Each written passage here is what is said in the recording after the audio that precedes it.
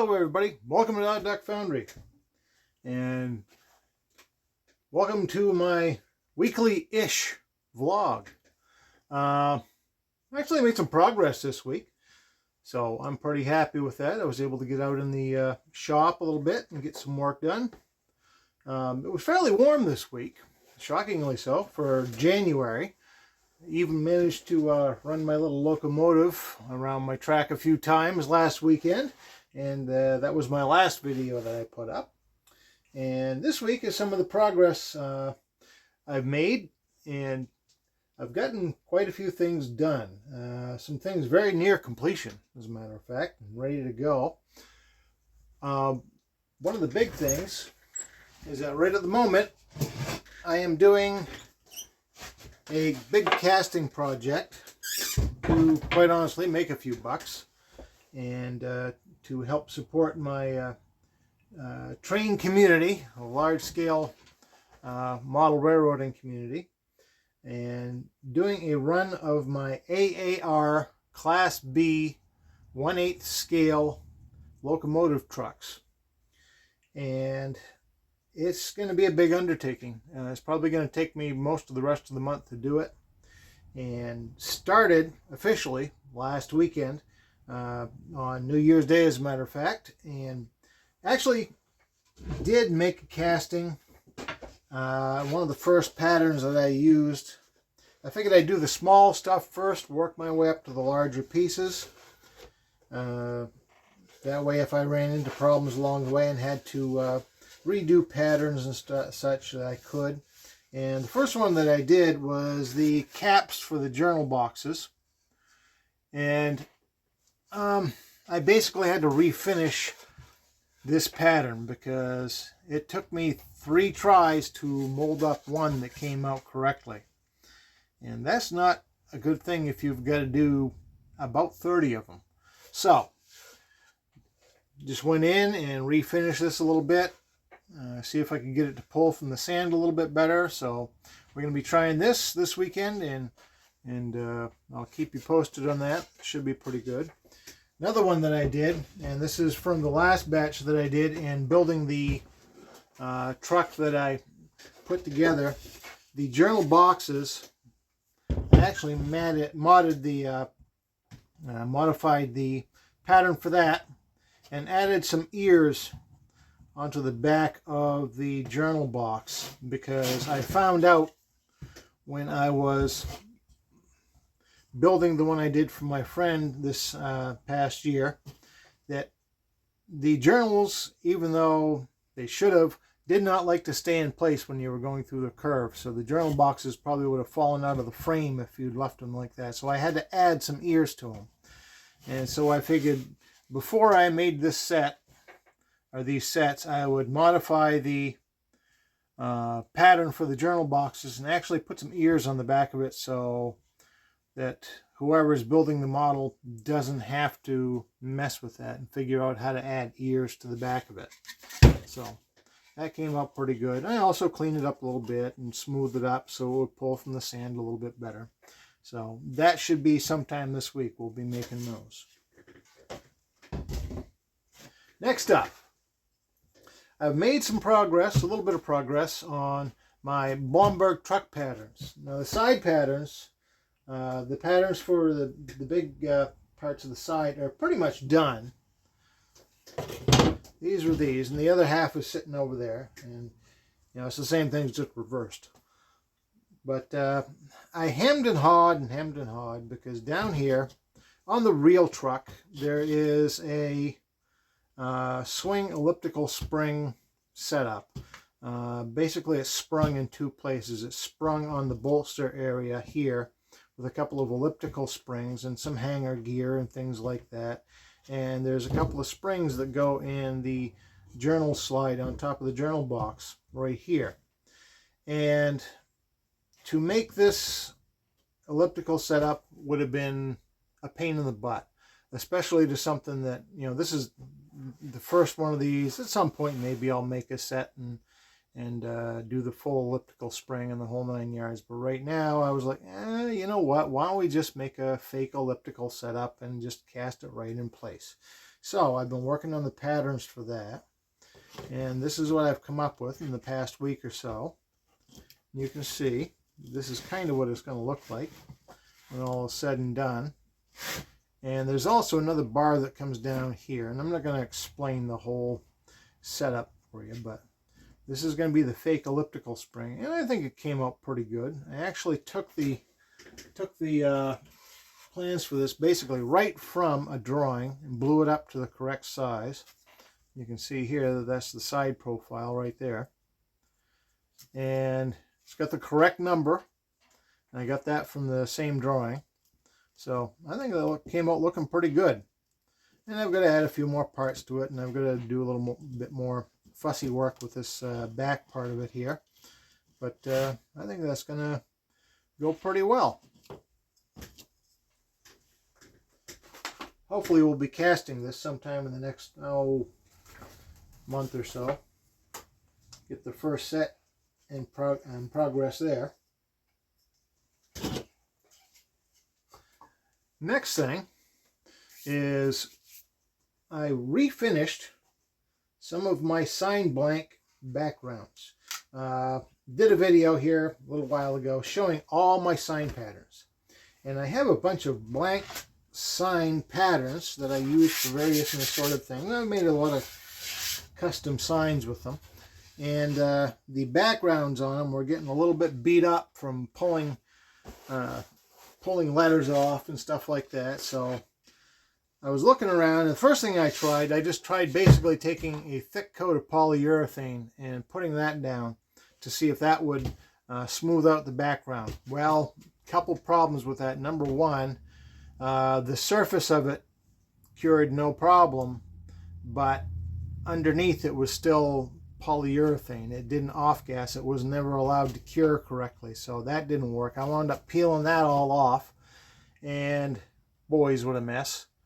And that didn't work very well. So I was looking around, and I happened to go around to Lowe's the other day, and I looked around, and I spotted this. And there's a whole bunch of videos out online of this. It's a whole trend now of people doing this. It's kind of like a big craft thing now, is pouring surfaces using epoxy rosin.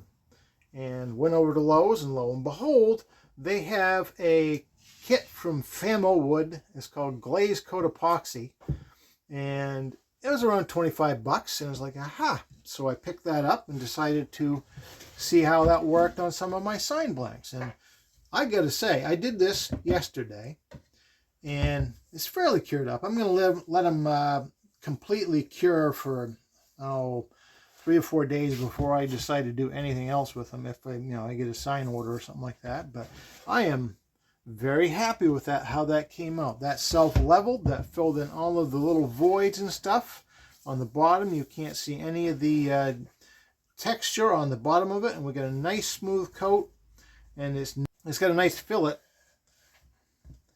in the curve here. So that should pull very nicely from the sands. Very smooth. And I did 3 of them, because these 2 here were the main culprits. These are getting really beat up. And this one came out really nice. I'm very happy with that one. And this one here was getting seriously beat up, and I almost completely screwed it up with the polyurethane, but managed to save it. Yeah, you can see how much damage these things take when you have to pull the letters off and all the other details you put on there. Because every time you do that, it takes a chunk out of the bottom of it. Hopefully, with this rosin, I can use like a diluted white glue and glue the letters and things on, and it'll just pop right off and be really easy to clean up. So we'll see. I'll keep you posted on that one too. All right. Now, I also use that same crash. It's okay. Nothing was broken. I also use that same epoxy on a couple of patterns I'm making for a flask. And this flask is I'm going to be using for the AAR truck project. And I've only got one of them. And I've got one pattern here.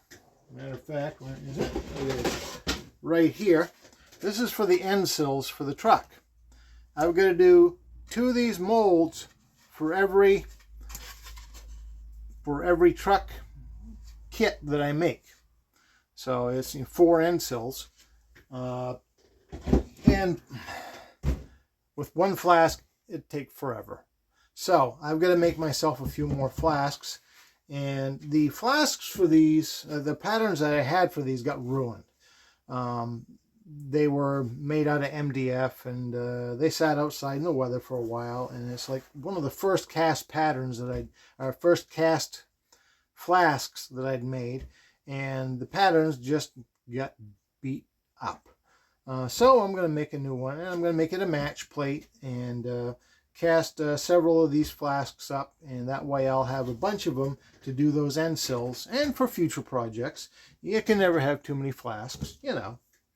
So that's where those stand right there. I also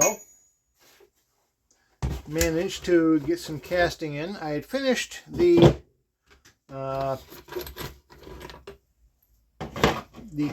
masters for the journal boxes for the Blomberg trucks. This is also the one of the other things I'd gotten done this week.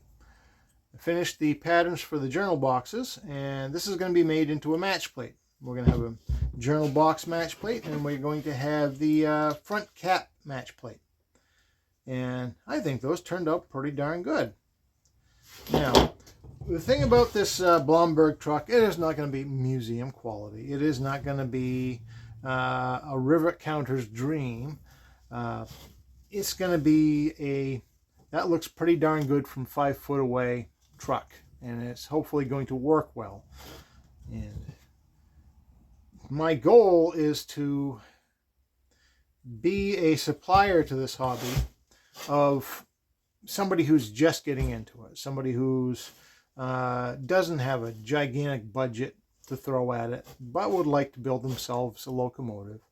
And this is going to be priced in that range that, you know, somebody getting into it or just, you know, is casually trying to see if they like it, to be able to build themselves a locomotive.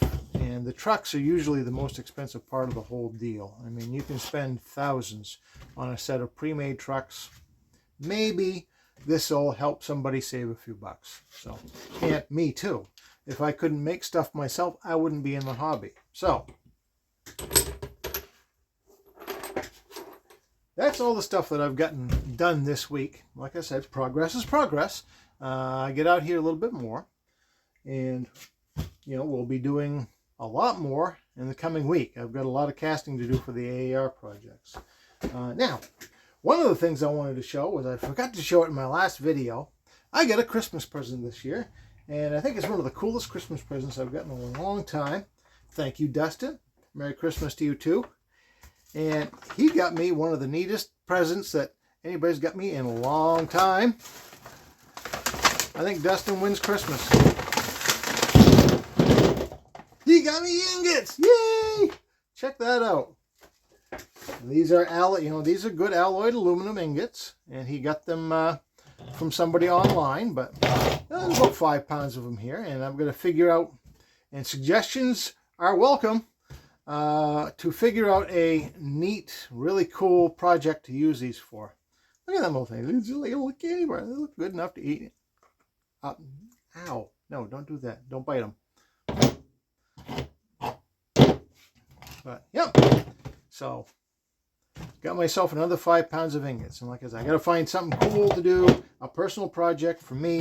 I might use them to make my first set of Blomberg trucks with. That would be maybe appropriate.